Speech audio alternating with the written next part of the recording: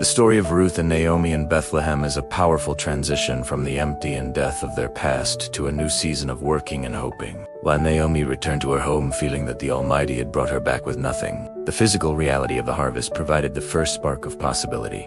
Using the today's English version, T. Wisio Ruthes, diligent labor became the bridge between their affliction and their future redemption. The initiative of work hope did not begin with a grand proclamation, but with Ruth's willingness to perform the humble task of gleaning. She did not wait for a miracle. She sought an association with the community through hard work to provide for Naomi.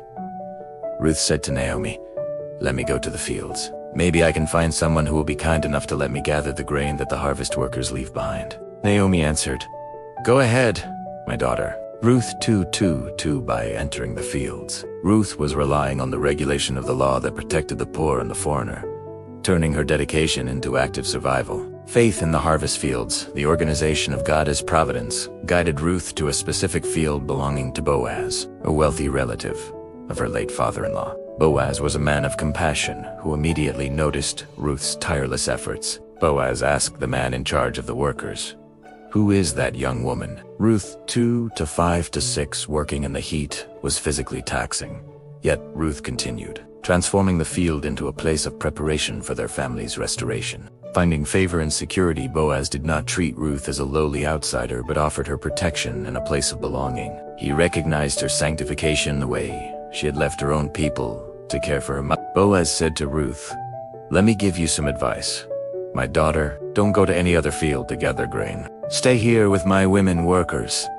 I have ordered my men not to molest you, and whenever you are thirsty, go and drink from the water jars that they have filled." Ruth 2:8-9. This interaction shifted the atmosphere from one of misery to one of hope. Ruth found that her work was not just producing grain, but uncovering the kindness of a protector. The bread of hope. As the workday progressed, Boaz invited Ruth to share in the abundance of his table, a gesture that signaled a shift in her inheritance. At mealtime, Boaz said to her, "Come here and have some food.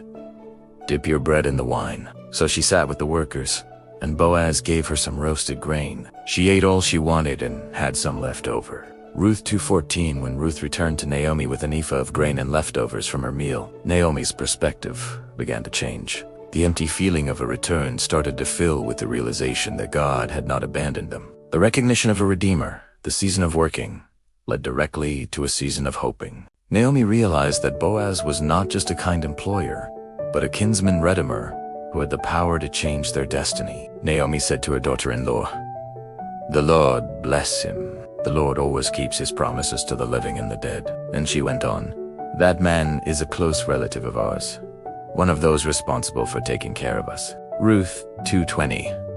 The harvest was no longer just about survival. It was the preamble to a complete restoration. Through Ruth's working and Naomi's hoping, the path was cleared for the family line to be saved.